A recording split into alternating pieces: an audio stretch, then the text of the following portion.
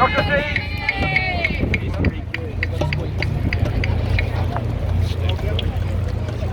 How's that? That's right. Okay, thanks, Millie. Leadership should be about something more than groupthink, gaslighting and brainwashing, Yvette.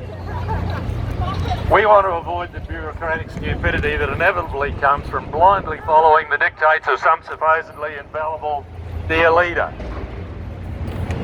We want to avoid further manufactured disasters and outrageous deceptions that will enable us to be mentally degraded and financially defrauded even more. We don't want to be fighting over toilet paper for a disease of the other end. The filthy face nappies that industrial safety experts tell us are ineffective, well, at least they cover the right holes. Maybe we should start playing Superman and wearing our undies on the outside as some other visible sign of compliance and solidarity and mass psychosis.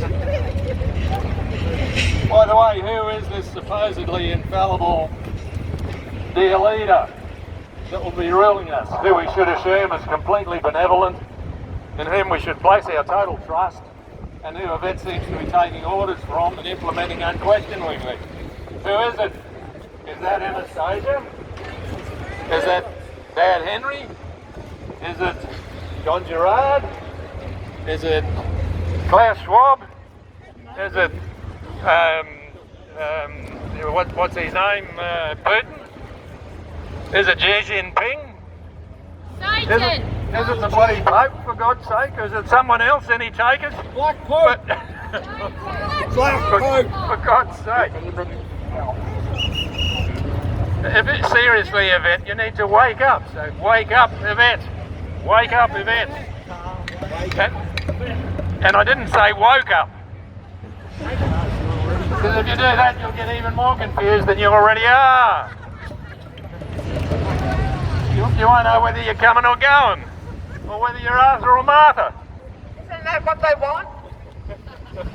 Yeah, that's what they want. So how can the Labor Party have fallen so far so that they're letting a global corporate defrauding of the working class men and women that they're supposed to represent? Oh dear, the difficulties of trading the rights of the people they're supposed to represent for the greater good. The greater good of the socialist communist ideology or religion that's embedded in the New World Order agenda that Jeremy Lee warned us about in the 1990s was actually Stalin's plan. It took him 10 years to research that and find that out. So the greater good equals compulsions and mandates, make no mistake about it. It has to do with control and nothing to do with public health. It's just protecting the fundamentally flawed ideologies that we previously fought against. My father's generation went to war to fight against Nazism and fascism and dictatorship. My generation went to war to fight communism in Vietnam. Well, everybody who died in those wars would be turning in their graves. To think that we've now all become so comfortable and so complacent that we didn't even notice our freedoms being taken from us. Committing genocide! Yes, you'll learn nothing and you'll be happy. So Yvette, how much longer can you ignore the current COVID surge? The wind's getting us there. COVID surge being among the vaccinated. You know, if we're 80% jabbed, how come we're having a surge if these vaccines are so damn good?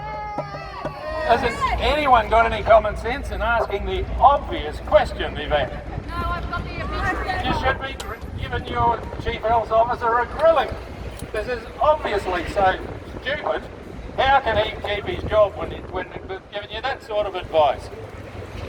And how much longer can we sweep stuff under the carpet? For example, we've just heard in America today of 4 doctors in Nicaragua dying within 4 days of getting their fourth jab. So that'll get swept and fact-checked and processed under the carpet. How much longer can you ignore the all-cause mortality death rate that's rocketing since the introduction of the COVID vaccines? And it didn't rise at all during the pandemic until the vaccines were introduced. Sounds like murder. Sounds like How much murder. longer can you get away with your doctors and your hospitals refusing to acknowledge or treat or record the symptoms of vaccine injury? They're obvious from the start to the independent experts who told you so, but now you've hounded them out, discredited them and deregistered them. So the symptoms now are now commonly known by anybody who's able to look at the internet and look at the independent science. Anyone in this group here today can diagnose the ABC's Dr. Norman Swan symptoms. He's been double jabbed and boosted, and he's had COVID twice. So heart condition, typical symptoms of vaccine injury. And yet he's still not waking up. Yet we'll still confound you with, medical arrogance. Isn't it it could have been worse? It could have been worse. Oh, yes. Things are crooked. Much of society can diagnose and treat better than our doctors. We can all tell him what to do. So, how have you also allowed the deregistration and sacking of Dr. Luke Linden recently from our very own Mater Hospital for attempting to release data showing the stillborn rate has jumped from the normal 5 to 16% to 74% among vaccinated women? That's murder. Murder. So Murder. we should sack APRA, and that you should reinstate Dr. McLinden. It's hard to even describe this as even mismanagement or incompetence. When does complete faith in what you're being told translate into culpability? And just following orders has not been a legally acceptable defence since Nuremberg. So, Comrade Yvette, where has your humanity gone? This medical experiment has gone horribly wrong. You need to stop it immediately. You need to stop it immediately. It's time for politicians to actually challenge the advice they're getting, challenge the technocrats, apply common sense, seek truth, stop following ridiculous and inflexible deterministic ideological dictates. Let's stop all the fake virtues signalling and collecting bloody deadly anti-swab smudges like brownie points. Let's stop vaccinating and verbally washing the downgrade into the brains of Harari's useless class. And one final thing about the ECA that's coming up here. Years ago, I used to, every year if I went to that, I'd come down with a cold or flu. But that was from all the dust being rising up from the ground from all the unsealed paved areas where everybody was walking around. Ever since the RNA has paved and sealed its walking areas, I've never had a problem at all since I've gone to go into the ECA. But the myth persists that you go to the ECA and you get sick. Well, it used to be so 20 or so years ago, but the engineers have solved the medico's problem for them once again.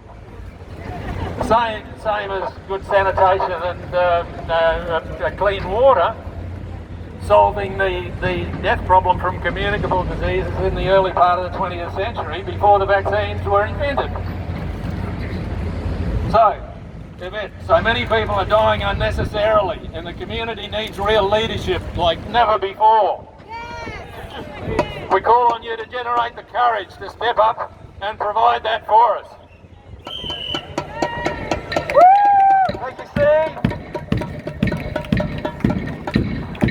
Thank you. Come on,